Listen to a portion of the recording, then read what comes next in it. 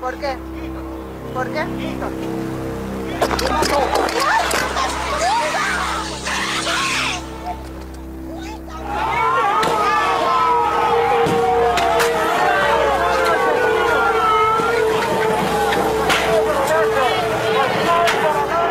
esto.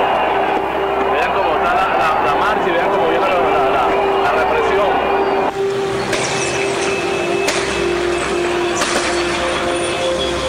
Le pegaron una bomba en la cara.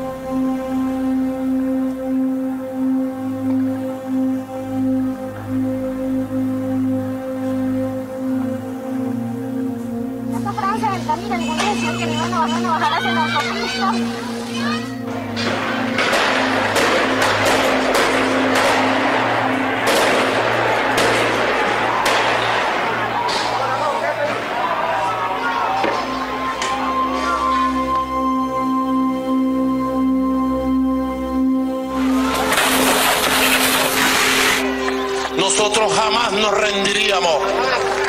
Y lo que no se pudo con los votos, lo haríamos con las armas.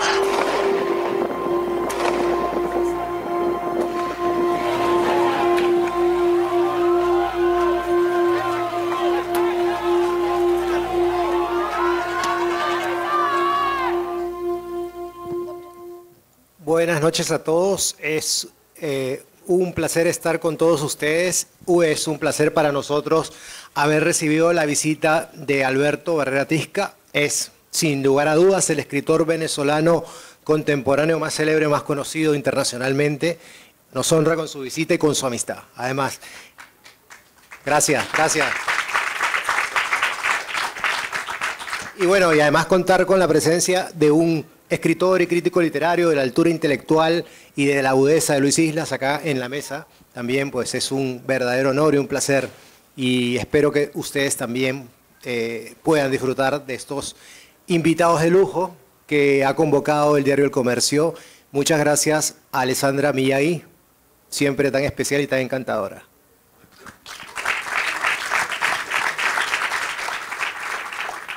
Bueno, estas imágenes son muy efectistas, ¿verdad? Y muy interesantes. Yo cuando tenía aproximadamente 6 años me fui a vivir a Caracas desde Lima. Era la época del Velascato.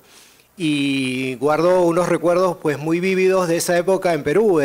Recuerdo que 2 cosas que me impresionaron profundamente cuando llegué a vivir a Caracas fueron, en primer lugar, había una tienda que se llamaba Juguetelandia. Y era espectacular, porque aquí en el Perú en esa época había una política de sustitución de importaciones y lo que había era juguetes nacionales de plástico muy básicos y ahí había todos los juguetes que un niño pudiera querer, ¿no? En ese entonces. Y otra cosa que me llamó muchísimo la atención es que las autoridades del país no eran militares, eran civiles. O sea, mi mente infantil se ha forjado, digamos, en mi conciencia infantil se había forjado de alguna manera ese hecho como un hecho rotundo, ¿no? Inexorable, que los militares eran los que mandaban en una sociedad. Y en Venezuela no era así, era una sociedad gobernada por civiles y en donde los civiles realmente tenían un protagonismo, donde había libertad de prensa, donde además había por ejemplo, entre otras cosas, había unos mecanismos digamos, de movilidad social muy interesantes, ¿no? Fundayacucho, por ejemplo. Yo yo fui la última generación de Fundayacucho. Siendo una persona de clase media baja o clase baja, tú podías irte a estudiar a Harvard, si te aceptaba Harvard. Te lo pagaba el Estado venezolano. Obviamente no venimos a hacer una alabanza, un panegírico, una loa de lo que fue la llamada Cuarta República, pero bueno, todo tiene sus pros y sus contras. Yo creo que la pregunta que se impone hoy en día es cómo hemos llegado a esto, ¿no? De alguna forma, el madurismo no es más que el chavismo llevado al paroxismo, ¿verdad? El chavismo llevado a sus extremos últimos. Y esto yo creo que nos lleva un poco a reflexionar. No quiero seguir hablando porque tenemos gente muy interesante aquí que seguramente nos va a plantear cosas también muy interesantes. Alberto, ¿qué tal si tomas la posta? Bueno, buenas noches y muchas gracias por estar aquí. El tema Venezuela, y voy a tomar un poco de lo que dice Octavio, pero el tema Venezuela para los venezolanos es muy complicado explicarlo. Tiene un nivel de complejidad enorme y a veces está muy simplificado, ¿no? Y muy afectivizado, adentro y fuera del país. Entonces es como si el discernimiento hubiera sido expulsado de la discusión política y estamos siempre como muy tentados por entrar en la pasión, digamos, ¿no? Yo creo que Chávez de alguna manera afectivizó la política y llevó la polarización a eso. Estas imágenes que Octavio propuso para empezar esta conversación, a mí me resultan brutales incluso. Yo vivo fuera, ahorita desde hace 2 años vivo en México, y yo siento que vivir afuera tiene algunas cosas muy complicadas. Entre esas se produce una especie como de ansiedad eléctrica. Antes el exilio, el destierro, los viajes, como lo dijéramos, tenían la misma velocidad que tenía un poco el viaje. Yo creo que las redes sociales han hecho que todo esto que llamamos el exilio pues tenga otra dimensión. El país siempre está presente. Uno se levanta y toma el Twitter, ¿no? O ves cualquier noticia o alguien por WhatsApp te pregunta y te cuenta algo, ¿no? Y entonces uno como que está todo el tiempo muy sensible con respecto al país. A mí de estas imágenes lo que más me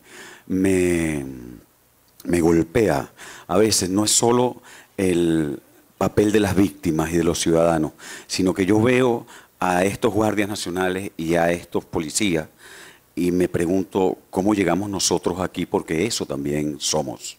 Ese es el país también, ¿no? ¿Qué pasó en ese proceso? Que no tiene que ver solo con nosotros como ciudadanos, ¿no?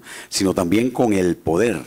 Y ahí me devuelvo un poco a lo que planteaba Octavio al inicio, que creo que tiene que ver con el elemento militar y con Chávez, que fue siempre un soldado, que siempre se asumió a sí mismo como militar y que yo creo que es un rasgo característico de todo este proceso y diferenciador con todas las experiencias que ha habido en América Latina. Estoy pensando en Evo, en los Kirchner, en la Revolución Ciudadana de Correa. En cambio, en Chávez todo este matiz militar es muy, muy importante. Luis Ugalde dijo una vez que se reunió en un artículo de periódico, dijo que él se reunió con Chávez un poco después de que ganara las elecciones en el 98, cuando asumió en 1999 la presidencia. Y que se reunió en el Palacio de Miraflores y que ahí se quedó un poco sorprendido porque le preguntó a Chávez con qué iba a gobernar. Digamos, perdón para los que no son venezolanos, Luis Ugalde es un jesuita que vive en Venezuela, que es venezolano, aunque de origen español, fue rector de la Universidad Católica, fue provincial de los padres de la congregación jesuita en Venezuela y escribe por el periódico con mucha frecuencia. Y entonces Chávez, cuenta Ugalde, que le dijo: yo no confío en los partidos políticos, yo voy a confiar, yo voy a trabajar y a gobernar con los militares, que es la gente con la que yo me formé y es la gente en la que yo confío. Y yo creo que Chávez hizo eso. Nosotros tenemos un proceso de militarización del gobierno venezolano hasta, como dice Octavio, llegar al paroxismo que ha hecho un poco Maduro, que lo que ha hecho es entregarle la política y el gobierno a los militares.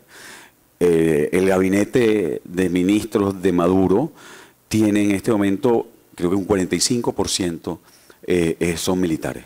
Digamos, ¿no? Los militares tienen en Venezuela empresas importantes, es decir, tienen un banco, tienen un canal de televisión, tienen una empresa que transporta valores, tienen una empresa que embotella agua, tienen una producción de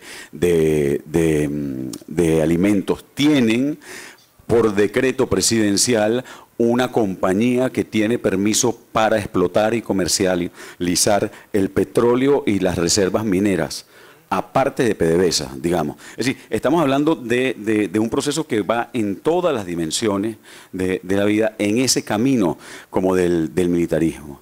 Y en ese sentido, incluso más allá de esto, yo creo que uno de los grandes desafíos de cara al futuro para Venezuela es pensar cómo regresan los militares a los cuarteles, cómo se devuelve este proceso. Y ahí tenemos también una tradición venezolana larga, es decir, en Venezuela para América Latina fue muy importante y se le consideraba un modelo democrático a finales del siglo XX, pero antes había tenido siglo y medio de batallas de caudillos militares. Entonces yo creo que Chávez despertó un poco también, resucitó esa tradición en el país.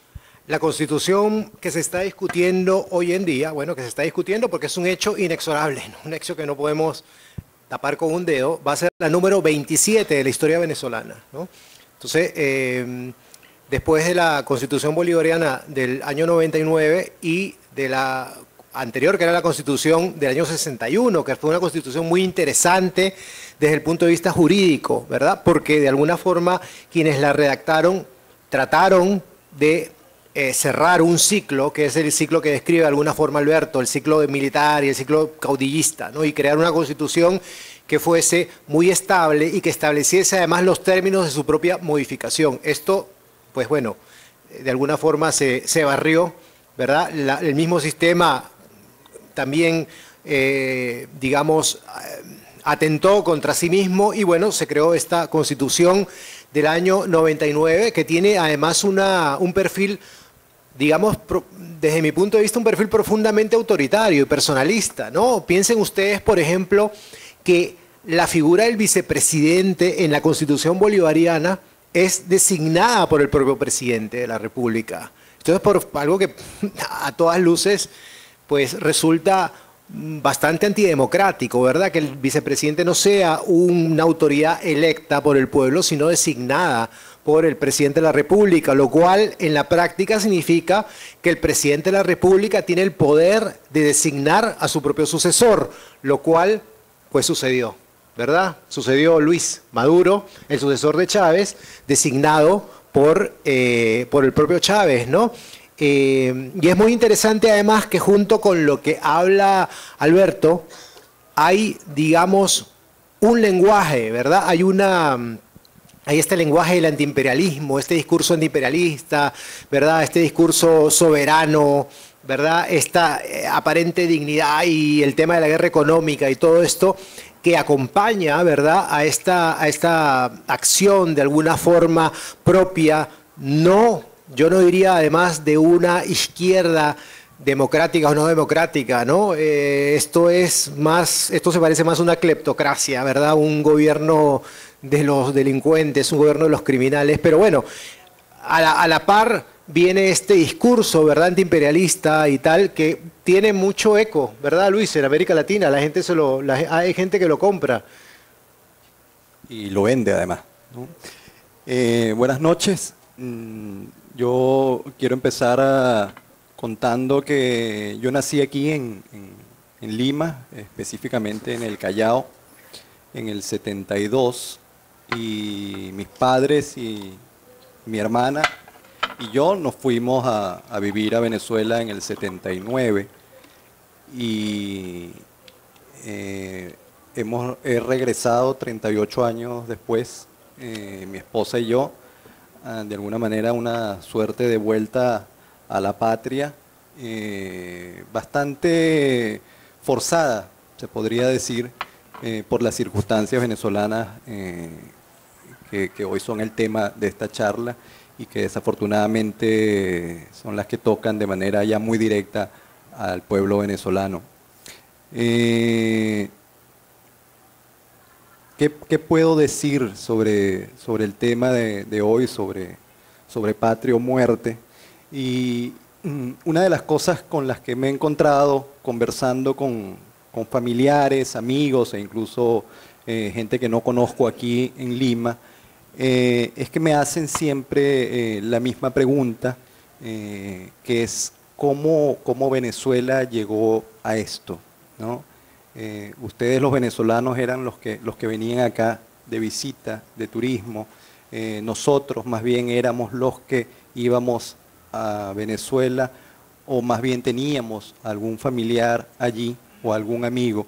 Y esa pregunta realmente solamente la puedo responder diciendo yo también me hago esa misma pregunta. Y estos 4 meses que tengo viviendo en Lima, he estado como una suerte de zabalita venezolano preguntándome en qué momento se jodió Venezuela, ¿no? Y cuando uno hace el repaso de la historia venezolana, creo que obliga a precisar más bien la pregunta de Zavala, porque no es en qué momento, ¿no?, se llegó a esto, sino por qué se llegó a esto, porque uno se da cuenta de que ha habido muchos momentos, ¿no? Y pareciera que aquí el problema, ¿no?, el asunto toca con el tema de la tradición de la civilidad, ¿no? ¿Es realmente el pueblo venezolano un pueblo que tenga una tradición civil, una tradición republicana, una tradición democrática, o han sido simplemente pausas, momentos, instantes de aspiración de empezar a construir una ciudadanía que ha sido constantemente interrumpida por el mito del militarismo, por el mito de la épica guerrera, ¿no?, que tiene, digamos, un símbolo muy fuerte, muy presente en la cultura venezolana, que es el mito de Simón Bolívar, ¿no? De alguna manera, las palabras que hoy le dan nombre a esta mesa, que son patria o muerte, si uno escudriña un poco en ellas, bueno, la patria es también no solo el lugar de origen, la tierra natal, es también la raíz, es también el padre, ¿no? Y el padre de la patria en Venezuela es justamente Bolívar, ¿no? Pero no es el Bolívar histórico, no es el Bolívar real, sino es más bien una figura simbólica que se ha asimilado como un arquetipo y que tiene que ver con un momento en la historia venezolana en donde hubo una gesta independentista que quedó truncada o que quedó incompleta. Entonces el mito de Bolívar es como una manera de volver a una especie de proyecto que no fue cumplido del todo y que al retomar nuevamente el mito, entonces se activa el deseo de finalmente constituir un proceso independentista que siempre se va arrimando además hacia el futuro, ¿no? Es decir, que la cultura venezolana pareciera que vive entre una profunda nostalgia por recuperar ese sentido de construcción, de renovación, y al mismo tiempo está lanzado hacia el futuro, hacia la utopía, y lo que menos se construye es el presente, lo que menos se observa es el presente, ¿no? Conversábamos hace poco, Alberto, Octavio y yo, sobre algunas de las cosas que podríamos asomar aquí, y realmente lo que teníamos era más dudas e incertidumbres que posibles certezas, porque hay mucha dificultad para hablar sobre el tema venezolano actualmente. Ana Teresa Torres, una ensayista y narradora venezolana, escribía hace poco en un artículo que pareciera que en Venezuela los tiempos son tiempos de acción y no de pensamiento, o en todo caso de pensamiento sobre la acción, o pensamiento en marcha, sobre la marcha. Y así es imposible pensar, ¿no? Si uno llega a tener alguna idea, alguna reflexión más o menos clara de algo que acaba de ocurrir ayer o antes de ayer, ya esa idea se cae o se difumina porque ya en ese transcurso de las 24 horas han ocurrido toda una serie de acontecimientos, han ocurrido toda una serie de noticias que hacen que esa idea nunca termine de cristalizar, ¿no? Hay demasiada información, quizá por eso los venezolanos son las personas menos capaces para reflexionar sobre lo que está ocurriendo, porque a mayor información, menos capacidad de conocimiento, ¿no? Es decir, hay tanta saturación de contenido que realmente lo que genera es un aturdimiento, ¿no? No hay manera de llegar, digamos, a ver, aunque sea una pequeña luz en esa cantidad de penumbra. Y otra dificultad que tiene que ver ya no solo con la imposibilidad de pensar, sino incluso también que tiene que ver con el dolor que produce pensar al país en este momento, ¿no? Y no hay nada de alguna manera más egoísta que el dolor, porque el dolor lo que reclama, el dolor intenso, ¿no? Cuando uno tiene un dolor intenso, el dolor lo que reclama es una idea fija.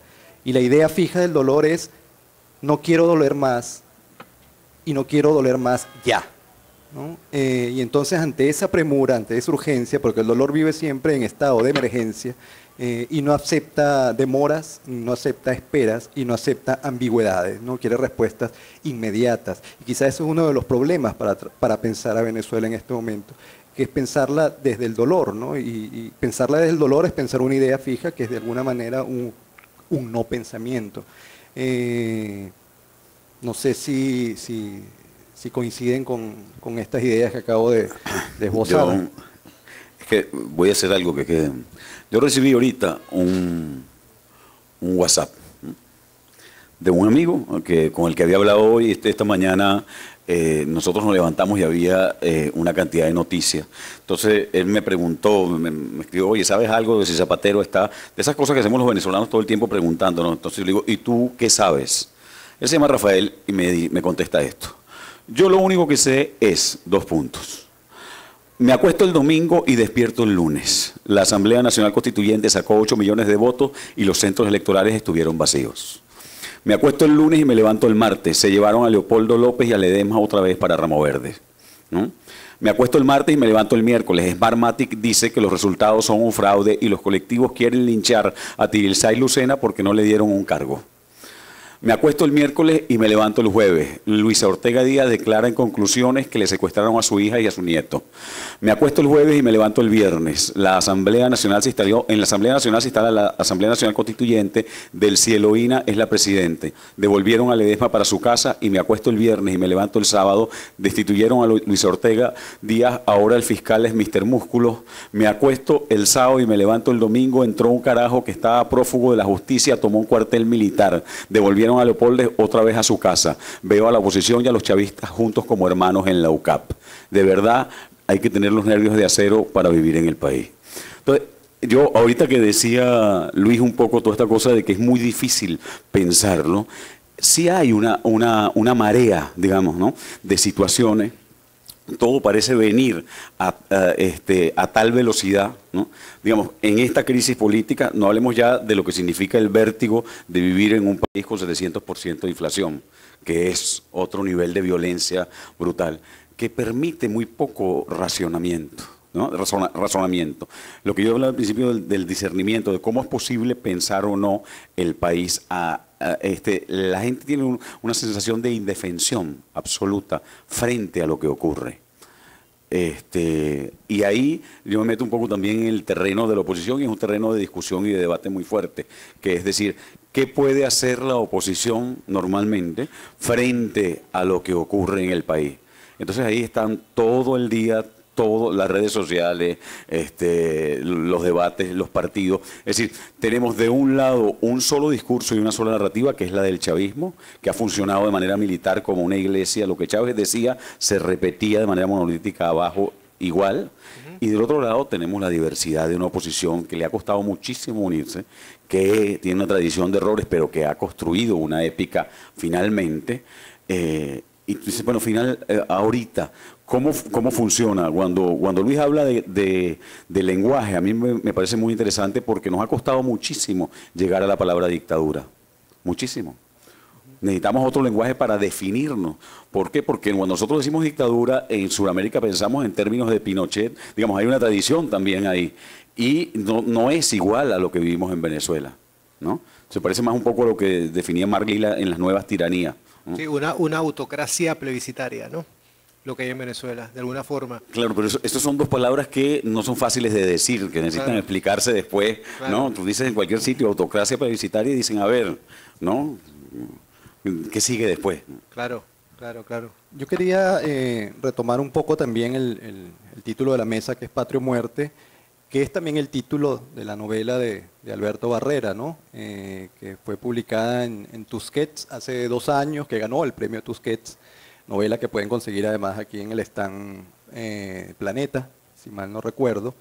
Y quería hacerte una pregunta que tiene que ver un poco también con la novela y con el país, porque tú abordas en la novela esos meses, esos días finales de la muerte de Chávez, o de la agonía, pero no desde los focos dirigidos hacia el presidente, sino más bien hacia la vida cotidiana de los que están alrededor, de la gente, digamos, doméstica, ¿no? En la intimidad de lo que está ocurriendo en el país, ¿no? Y a eso quería llegar, al término intimidad.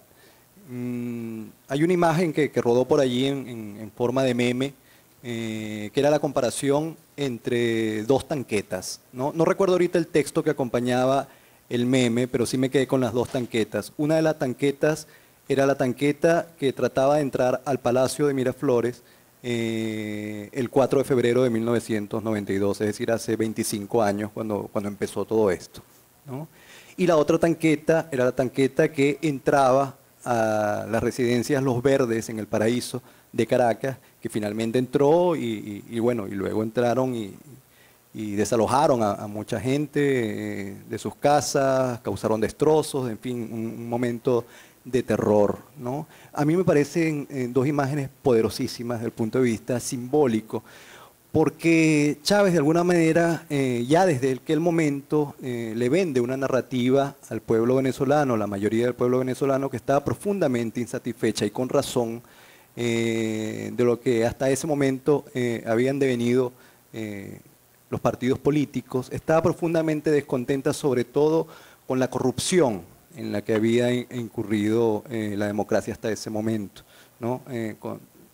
El problema fue que Chávez no llegó a destruir la corrupción de la democracia, llegó a destruir la democracia, ¿no? Y destruir la democracia tiene que ver también con destruir la intimidad. Esa tanqueta que entra al Palacio de Miraflores, que intenta entrar al Palacio de Miraflores, es la tanqueta que intenta entrar en la intimidad, ¿no? de una noción de institución, ¿no? en la intimidad de la democracia, ¿no? Era el primer aviso para lo que ocurriría 25 años después. Es decir, que ya es la intimidad de la persona doméstica, de la persona anónima, del ciudadano común, ¿no? En ese sentido, la narrativa chavista era una narrativa que desde el inicio nos estaba diciendo para dónde iba, ¿no? Una narrativa muy coherente y muy clara, ¿no? Y que, bueno, mucha gente no supo leer a tiempo hacia dónde iba, ¿no? Entre las muchas razones por las cuales mi esposa y yo tomamos la determinación de venir a hacer vida aquí en el Perú, ¿no? Y quiero hacer un paréntesis aquí, porque no hay manera de no estar estos 4 meses en Perú sin agradecer el apoyo y la solidaridad del pueblo peruano a nivel no solamente de la gente, sino a nivel también de las instituciones, la solidaridad que han tenido con todos los venezolanos, ¿no? Y eso hay que agradecerlo. Y cierro aquí este paréntesis que me parece importante señalarlo y decir que una de las razones que de alguna manera nos expulsan a nosotros es porque nuestra vida íntima y nuestra vida privada había sido de alguna manera constantemente amenazada. A mi esposa la amenazaron 2 veces con un revólver y ya uno no sentía que tenías vida ni siquiera fuera ni dentro de tu casa, ¿no? Es decir, que la dictadura empezó a ser verdaderamente una invasión, ¿no? Una casa literalmente tomada. Y tú, Alberto, que lo has abordado desde el punto de vista de la narrativa, no sé cómo ves ese asunto de lo íntimo, ¿no? A ver, voy a empezar con la narrativa chavista un poco. Yo ayer recordaba en otra mesa cuando Chávez gana las elecciones, y voy a volver a ese punto porque creo que es importante. En el 98, en el Ateneo de Caracas, él da un discurso, que es el discurso como de la victoria. Y la primera frase, o de las primeras frases que dice es: por fin la revolución se hizo gobierno. Ya me parece luminosa esa frase, clarísima. Es decir, era una manera de entender, aquí yo estoy introduciendo el hechizo de la palabra revolución, que tiene una fuerza y un poder en América Latina, ¿no? Y que suspende el sentido de la alternancia política siempre. Es Es decir, ¿no? Aquí esto no es un gobierno cualquiera. Yo no vine a cambiar unas cosas en el gobierno, yo vine a cambiar la historia, ¿no? Y yo sí creo que él tenía eso, digamos, puesto desde el principio y lo introdujo en nuestras vidas. Y el primer lugar, decía yo también ayer, donde se legitima la violencia en Venezuela es en el lenguaje, y lo hace Chávez, digamos, ¿no? Y cuando entra en ese proceso de polarización, lo hace también desde el discurso, y la gente empieza a sentirse ahí desde ya, empieza a sentir la invasión, digamos, ¿no? Esa idea de que estás despojado de toda legitimidad si no apoyas a un proyecto político, que empieza incluso desde términos como la palabra escuálida. Digamos, estamos recordando a un presidente que en algún momento de la historia dijo: quien no es chavista no es venezolano. Y ahí hay un sentido de la identidad importantísimo, digamos. Entonces yo sí creo yo cuando trabajo la novela, es decir, ubico un poco, esta novela comienza cuando Chávez anuncia que tiene cáncer y termina en el cortejo fúnebre ¿no? Y ahí hay un ciclo que creo yo que era importante para indagar en la realidad venezolana, pero no desde la voz del líder que está enfermo, sino desde la voz de los pequeños ciudadanos y los habitantes que viven un poco y padecen esa historia. Y ahí hay un punto que también a mí me interesa mucho en todo esto, que tiene que ver con la primera pregunta de cómo llegamos aquí o por qué, que tiene que ver con el carisma. El carisma, yo creo que pues, según el aporte de Max Weber, que fue quizás el que más lo ha trabajado, lo entiende no como un don, ¿verdad?, como el talento de alguien, sino como un vínculo que alguien establece con el otro. Por lo tanto, a mí me interesaba mucho también, y me interesa mucho, ese otro. No solo el Chávez carismático, sino todos los carismados, por decirlo de alguna manera. ¿Quiénes somos los venezolanos que nos enganchamos a favor o en contra con este líder? Quien no es chavista no es venezolano, ¿no? Eso a mí me lleva a pensar un poco en la noción o en la idea de refundar la república que tiene Chávez, ¿no? Y que es una idea manifiesta. Cuando él asume el gobierno, jura expresamente sobre una constitución moribunda, ¿no? Su deseo expreso desde un principio fue refundar la república a través de la promulgación de una nueva constitución mediante la implementación de una asamblea constituyente. Pero no solamente eso, ¿no? Chávez le cambió el nombre a casi todas las instituciones de Venezuela, le cambió el nombre a Venezuela, República Bolivariana de Venezuela, cambió, digamos, en fin, la bandera, los símbolos patrios, ¿verdad? Cambió los símbolos patrios, la bandera, el escudo, es el sentido de la cabeza del caballo, y cambió además algo muy interesante, ¿no? Cambió el rostro de Bolívar, o sea, el rostro histórico de Simón Bolívar, el de Gil de Castro, que es el rostro, pues bueno, arquetípico, muy entendible, además de un descendiente de vascos. Hace poco acá en el Museo de Arte de Lima hubo una exposición sobre Gil de Castro y había múltiples retratos de Bolívar, todos en un mismo sentido, pues muy parecidos unos del otro, ¿no? El Bolívar que propone Chávez luego de una especie de estudio antropológico forense es un Bolívar y sorpresivamente parecido al mismo Chávez, ¿no? Esto es extraordinario. De alguna forma, claro, esta es la refundación de Venezuela a través de toda una simbología y a través de un lenguaje y a través también de unas instituciones, por ejemplo, la educación venezolana, ¿no? Si hay alguna institución en la cual el chavismo encontró resistencia, fue la universidad pública, por ejemplo, fue un foco de resistencia importante que hizo Chávez, bueno, crear una serie de universidades, ¿no? Hacer crecer el sistema universitario de una forma inorgánica, creando pues universidades donde dictan, no sé, donde te puedes hacer médico en 3 años, ¿no? Con un video que te dictan clases desde Cuba, en fin, cosas muy demenciales, la verdad, pero que son reales, o sea, son cosas que están pasando hoy en día en Venezuela.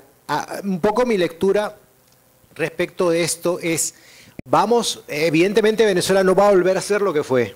O sea, el chavismo, estos 20 años de chavismo, estos casi 20 años de chavismo, bueno, han sido demasiado intensos. en lenguaje, en violencia, en experiencias, en cambio de instituciones, ¿verdad? En cambio de los paradigmas de la gente, y esto pues difícilmente va a volver a ser lo que era. Una de las primeras actuaciones públicas del recientemente electo presidente del Congreso fue sacar el retrato de Bolívar creado por Chávez del Congreso, ¿no? Del recinto del Congreso. Fue para mí un acto de alguna forma también simbólico, ¿no? O sea, tratar de volver al pasado. Creo que el pasado no va a volver. Creo que el pasado esta reacción que vivimos hoy en día pues nos indica eso, ¿no? Inexorablemente Venezuela tendrá que aprender a vivir con el chavismo como un factor, ¿no? ¿Cómo podemos hacer que el chavismo se vuelva democrático? ¿Cómo podemos hacer que el chavismo pues conviva con las instituciones de una democracia moderna? Yo creo que ese es un gran desafío, ¿no? Pero bueno, dejo estas reflexiones un poco al aire, a ver qué dicen mis compañeros de mesa.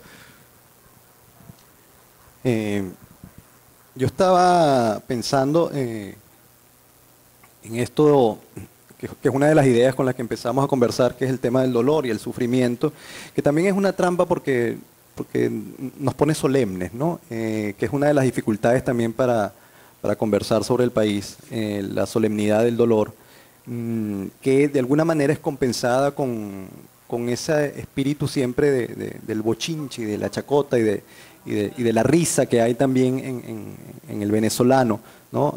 Por muy terrible que sea la noticia del día, siempre aparece un chistecito en Twitter, en Facebook, un meme, y algunas personas incluso se indignan, o aparece el chigüire bipolar, ¿no? y hace un giro irónico o paródico de lo que está ocurriendo. Chigüire bipolar es una página web de corte humorístico, satírico en Venezuela, muy ingeniosa además, hay que decirlo.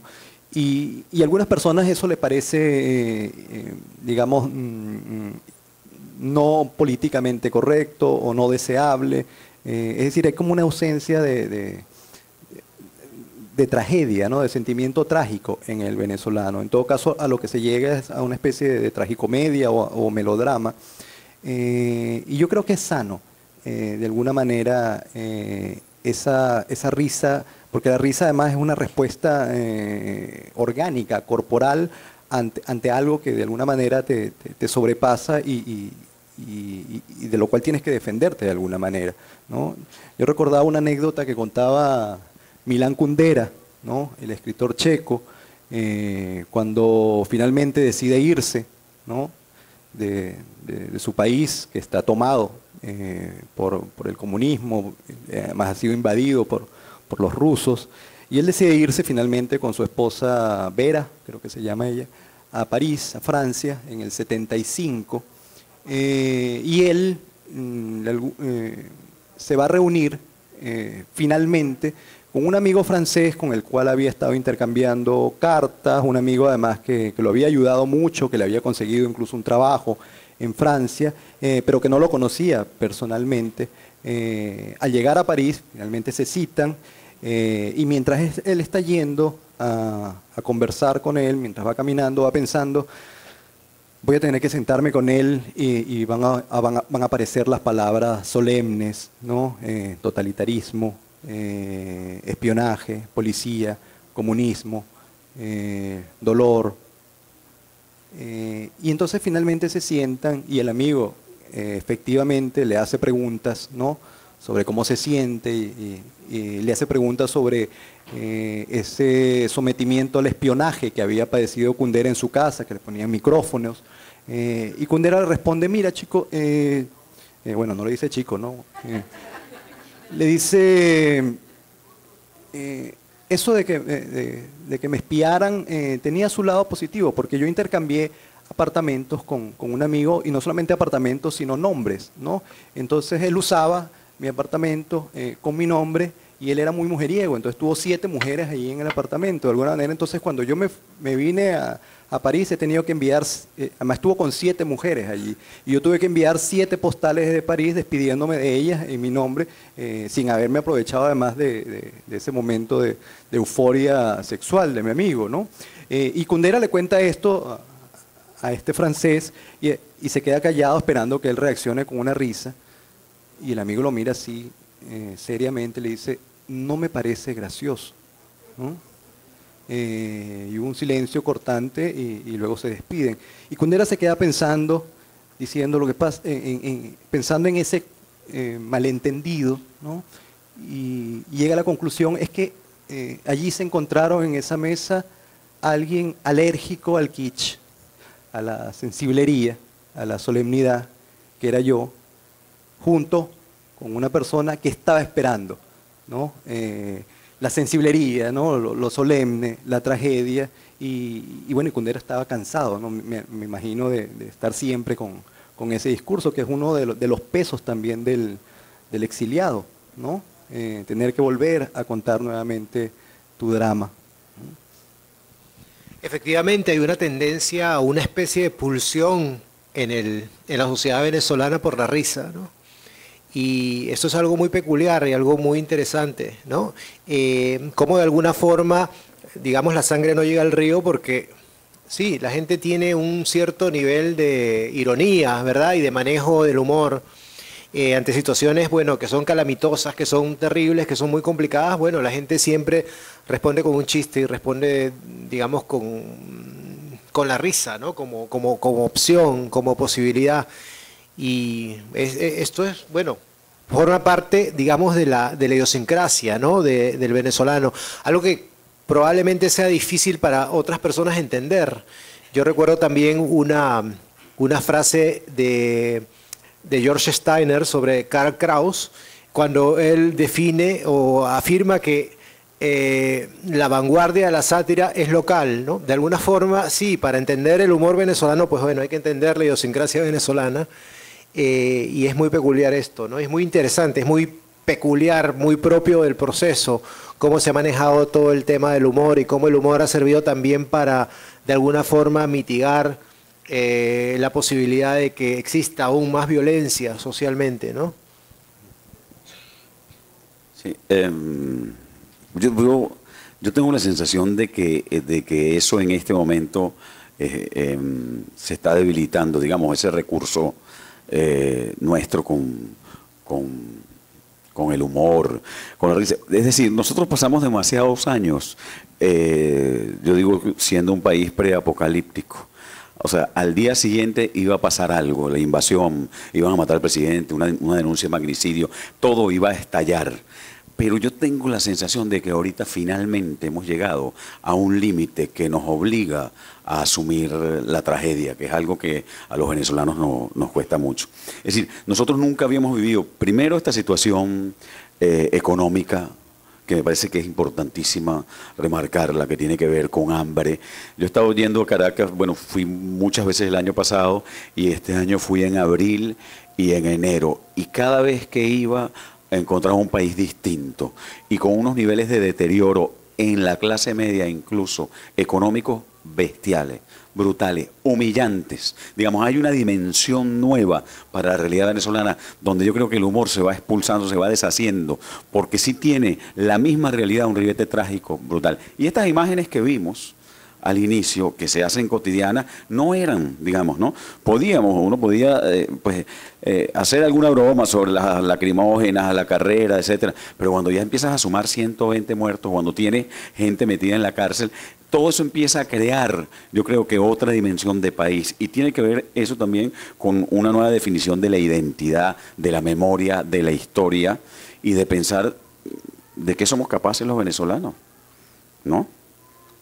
Cuando decimos, bueno, la reconciliación, cómo habrá que hacer o cómo, digamos, aquí hay un problema que tiene que ver con la violencia, con la tragedia, con las agresiones, muy fuerte, que yo sí creo que va a redefinir un poco esto que somos, ¿no? O que vamos siendo. ¿Perdón? Sí. Tenemos 5 minutos. Tenemos 5 minutos más. Sí. Sí. Estamos en una discusión, perdónenme. No, sino que queda poco tiempo y entonces estábamos pensando si hay también algún comentario, alguna pregunta de la gente, de todos los presentes, ¿no? No de todos, de los que se pueda, ¿no? No se pueden sentar. Lupe. Bueno, muy interesante lo que usted nos plantea. Sin embargo, yo lo escucho. Yo siento, como venezolana, que además tengo muchos años en el Perú, yo siento también, aparte de la tristeza o el dolor, yo siento algo de culpa. Yo siento que nuestra generación, la mía, que somos los padres, digamos, de los muchachos que están exponiendo sus vidas en Venezuela. Yo siento que nuestra juventud y tal, y nuestros momentos en Venezuela, nosotros tomamos a la democracia como algo que estaba dado, que no le dimos el valor. Y yo recuerdo personalmente que yo me dediqué muchos años a hacer fundraising para temas de medio ambiente en Venezuela, y yo iba por el mundo y decía, yo soy de Venezuela, un país con 40 años de democracia. Y lo vendía como, el marketing de Venezuela era que la democracia ya estaba ahí instalada y era para siempre. O sea, yo nunca dudé de que no iba a haber democracia dentro de los próximos 20 o 30 años. Entonces mi pregunta es la siguiente, ¿cómo vemos, cómo los jóvenes de hoy en día, que yo creo que es una diferencia, la generación de los jóvenes, están viendo a Venezuela desde otra perspectiva, que ya yo no sé si es el dolor, o sea, desde qué emocionalidad estos jóvenes están imaginando la nueva Venezuela? Porque ellos no han vivido pues la democracia, pues 18 años de esto no es lo mismo. Entonces, digamos, ¿qué reflexión les produce a ustedes cómo la nueva Venezuela, o la futura, está siendo, desde qué emocionalidad de estos jóvenes se va a reconstruir la nueva Venezuela? Y porque, no sé, yo siento que hay una visión diferente de los jóvenes que están exponiendo sus vidas. Yo no creo que nuestra generación, digamos, nunca se imaginó que iba a tener que poner la vida por la democracia. Entonces, hay un poco, esa es mi reflexión. Bueno, una generación además que no solamente asumió la democracia como algo dado, sino que asumió, digamos, el derecho a tener unas expectativas bastante altas, ¿no? Esto, bueno, de alguna forma, las revoluciones no se dan en los pueblos pobres o en los pueblos necesitados, se dan precisamente en los pueblos que tienen expectativas, ¿no? Yo no sé qué va a pasar en Venezuela, la verdad que no sé si va a haber una nueva Venezuela o qué es lo que podemos entender por una nueva Venezuela. Lo que está pasando hoy en día es absolutamente confuso y yo debo confesar que sobrepasa mi capacidad de previsión. Yo, la verdad que ahora mismo no me aventuraría a decir qué es lo que va a pasar. Evidentemente sí, los jóvenes de hoy en día no tienen esa misma perspectiva, ¿no? Y no tienen esa misma, digamos, de alguna manera esos mismos privilegios que tuvieron la generación anterior y están luchando, sí, por algo diferente, ¿no? Hay que entender esa lucha en el contexto de qué liderazgo o bajo qué liderazgo y bajo qué organización se está realizando. Yo no sé, Luis, que tiene poco tiempo de haber llegado acá desde Venezuela, ¿cuál es su perspectiva o cuál es su visión sobre esto? Sí entiendo esa inquietud. No sé si llamarla culpa, pero sí creo que todos de alguna manera tenemos una responsabilidad con lo que ha ocurrido en el país, ¿no? No solamente los jóvenes. Yo tuve la oportunidad de dar clases en la universidad y en Caracas durante varios años y veía el progresivo desencanto de los jóvenes con su situación, primero con su situación privada, personal, ¿no? La ausencia mayor de expectativas, tanto de estudios como de vida, la ausencia total de expectativas incluso hasta amorosas, afectuosas, de amistades. Y creo que a pesar de que muchos de ellos nacieron, ¿no?, bajo este régimen que se ha convertido ya en una suerte de dictadura oficial, ¿no? Creo que por ausencia están conscientes del valor de la democracia. O sea, no hace falta que hayan vivido la democracia, no hace falta que hayan conocido de manera directa lo que son los valores ciudadanos, lo que son los valores civiles, para saber que allí hay una posibilidad de recomponer no solamente la vida pública, sino su vida privada y de alguna manera encauzarse en una experiencia de vida mucho más rica, ¿no?, mucho más prometedora. Yo sí siento que a pesar de que hay bastante desencanto, también hay una conciencia, ¿no?, de que las cosas no pueden seguir bajo esta vía. Yo, para apuntar un poquito, a mí me gusta mucho lo que dice Lupe sobre la fragilidad de la democracia. O sea, descubrir nosotros, incluso como generación, lo frágil que es un sistema, ¿no? Que depende de algo que uno que pensaba que funcionaba y que había ahí unos valores y un proyecto, de repente se puede desmoronar con una facilidad inmensa, ¿no? Con el poder de un liderazgo, con agitar unos fantasmas que aparecen de pronto ahí, con una gente que llega al poder y no tiene los escrúpulos determinados. Y yo siento o quiero pensar que en los jóvenes hay una conciencia de la importancia de la institución, fíjate. Es decir, lo que hemos vivido es justamente, ¿no? Y ellos están desvalidos frente a la institucionalidad, frente a cualquier problema con las formas, digamos, ¿no? Y yo quiero pensar que eso es importante. A mí me resulta muy entusiasmante ver sobre todo lo que ha pasado con la generación de jóvenes políticos, que son ahorita los que han incluso retomado, diría yo, más que la generación de estos ya mayores, un manejo de los códigos populares diferente al que tenía la generación de Borges, Capriles, etcétera, y que se han preocupado por las formas de otra manera. Olivares, Pizarro, digamos, toda esta nueva gente. Y yo creo que eso es muy, muy bueno para el país porque ellos hablan con la juventud mucho mejor que todos nosotros. Sí. Escucha. ¿Aló? Ah, ya, ok. Más concreto, de repente están con el tiempo.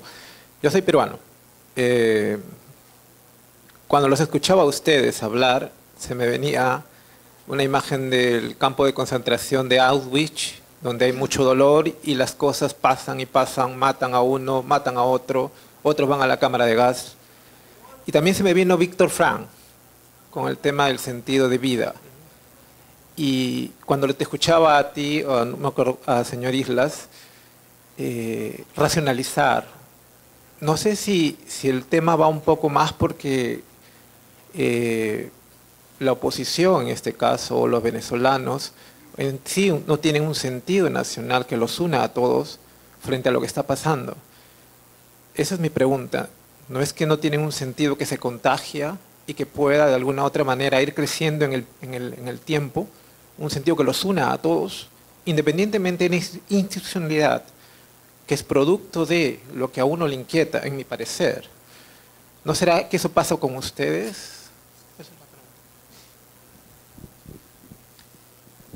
Bueno, sí, creo que lo comentamos en algún momento, ¿no? Creo que sí hay una ausencia de lo que decía Jesús Torrivilla, periodista venezolano que ahorita vive en México, que a la oposición le falta una narrativa, ¿no? Una narrativa coherente que pueda contrarrestar la narrativa poderosa que todavía tiene el discurso del chavismo y del madurismo, ¿no? Y esa narrativa pasa por inscribir los principios, los valores, los atributos de la civilidad, ¿no? de la república. Pero como hemos visto, la construcción de la república y de lo civil en Venezuela ha estado constantemente interrumpida, socavada, amenazada por estos brotes de caudillos, por estos brotes de totalitarismo, y no se ha instaurado verdaderamente en el imaginario venezolano una tradición de lo civil que pueda armar esta narrativa, y quizá todo este dolor, todo este sufrimiento, todo este sentimiento trágico que se empieza a sentar, ¿no? A ser mucho más denso y mucho más interior en el alma del venezolano, sea una manera dolorosa, pero una manera al fin de empezar, ¿no? A construir esa narrativa, ¿no? O a empezar a echar las raíces de ese discurso mucho más denso, ¿no? Yo siento que digamos que Chávez creó con su relato una nueva, reformuló pues, ¿no? el consenso de qué es lo nacional, lo popular. Incluso diría yo que incorporó, por ejemplo, en un momento la música llanera pasó a ser como la música del país, digamos. Reinventó, le dio una dimensión nueva a ese sentido de lo nacional, de lo venezolano, desde el poder, además, ¿no?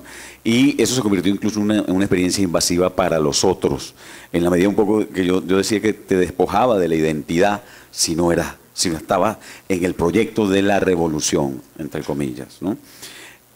a eso yo creo que habría que además sumarle otro elemento, que fue la gran bonanza petrolera.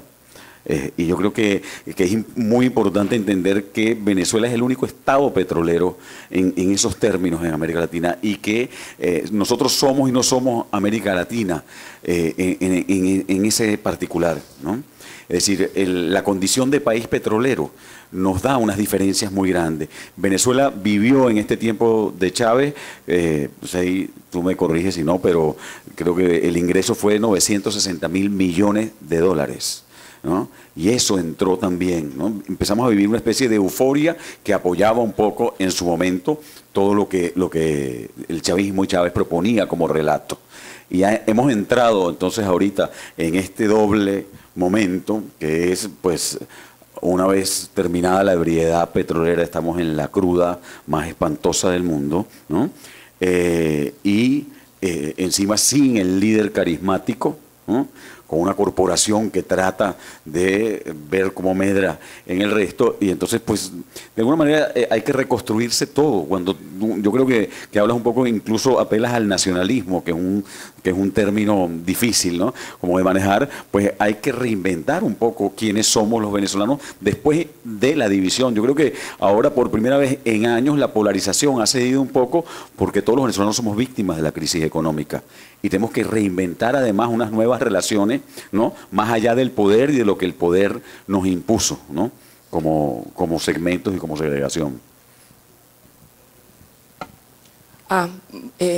Bueno, tengo dos ideas, venezolana, y tengo solo un mes de haber llegado aquí.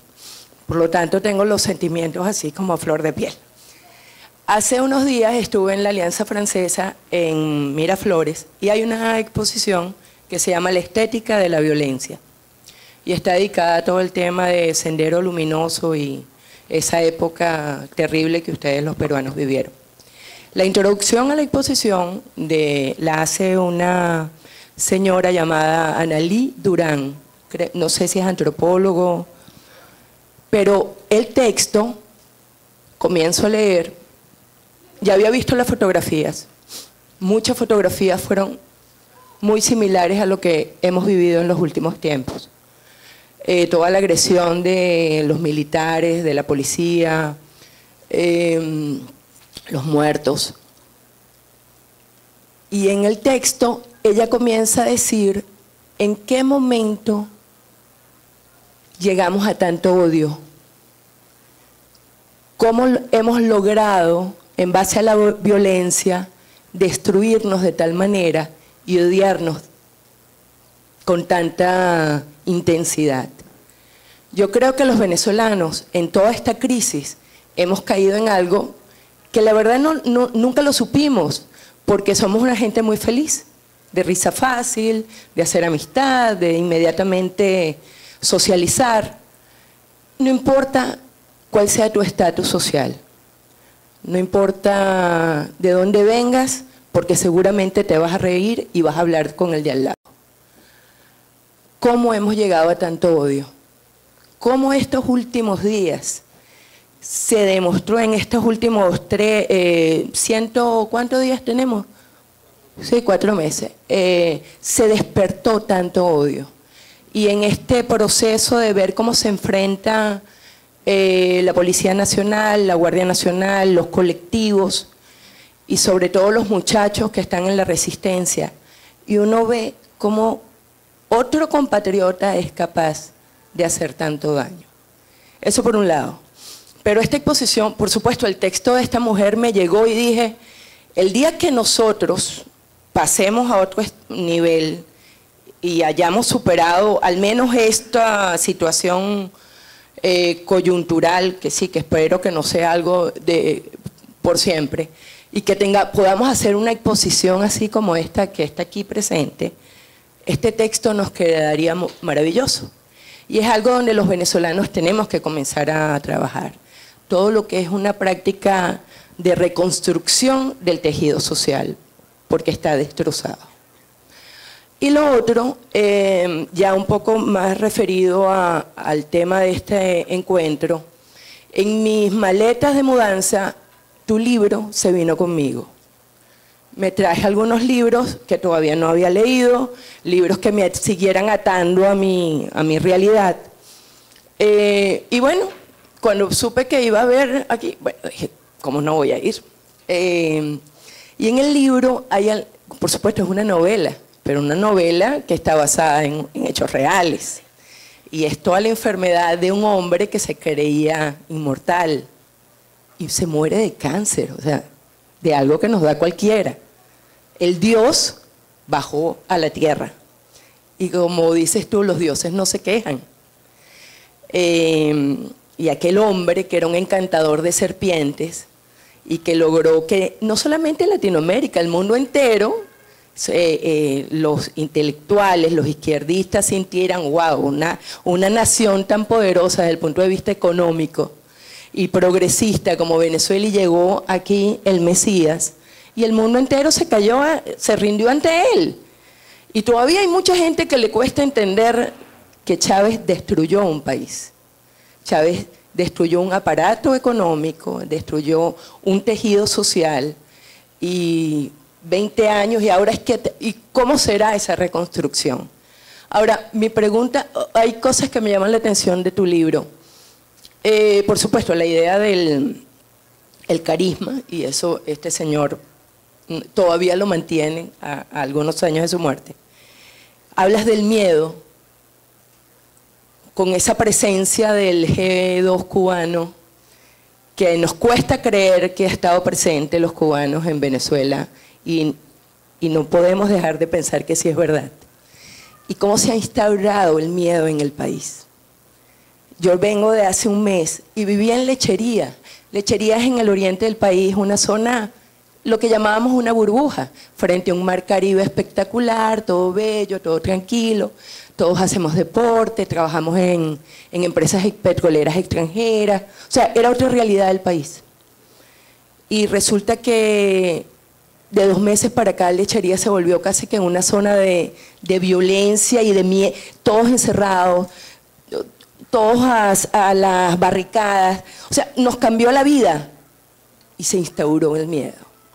Y lo otro, en toda tu narración, y te le quería preguntar de una, si tú tenías idea ya que Chávez se había muerto en diciembre y no como lo montaron ellos no es como lo que ellos quisieron montar en marzo, ¿no? Porque lo dejas entrever en el libro y pareciera que es una verdad que nadie quiere, que ellos no quieren reconocer, pero bueno, yo dije, bueno, déjame ver qué tanto es la fuente de Alberto y saber qué tanto de verdad es eso. Gracias. Con respecto a la enfermedad, esto último, yo investigué todo lo que fue la enfermedad y quise ser súper puntual porque es como el telón de fondo de la novela, y quería ser muy respetuoso con eso, incluso pensando en la gente que quiere a Chávez, digamos, ¿no? Quería ser absolutamente respetuoso. Todo lo que está ahí está confirmado, etcétera. No podía poner nada sobre cuándo murió, porque no hay nada. Digamos, nosotros vivimos todo ese tiempo en una opacidad absoluta, ¿no? Promovida por el propio Chávez. Entonces, la verdad es que yo no sé cuándo, ni tengo ninguna información, ¿no?, sobre cuándo murió Chávez, digamos. A mí me pareció muy interesante cuando empezó a producirse toda la cosa de la enfermedad y cómo él fue manejándola, porque fue contagiando al país. Y el silencio, ¿no?, y su silencio, su resistencia ante la fragilidad del ser humano y la corrupción del cuerpo, digamos. Él ya hablaba desde la eternidad y había logrado todo, incluso la reelección indefinida. Y que le viniera esta tradición, digamos, de la naturaleza, era como insólito. Pero no tengo... Y con todo lo demás que tú dices, estoy muy de acuerdo. Creo que es un poco parte del proceso que hemos vivido los venezolanos. Chávez capitalizó el resentimiento que siempre está presente en toda sociedad, ¿no? Y por más que Venezuela haya sido una sociedad, digamos, muy abierta y con movilidad social y con gente muy alegre, siempre existe en toda sociedad un germen de resentimiento. Como todo tirano exitoso, Chávez fue muy talentoso para capitalizar este resentimiento. Bueno, hemos llegado al final. Lamentablemente ha sido una charla apasionante y interesantísima. Muchas gracias al Comercio, al Dominical, Alessandra, por organizar esto. Y nuevamente, pues gracias a todos ustedes por venir y gracias a nuestros invitados, a Alberto y a Luis Islas.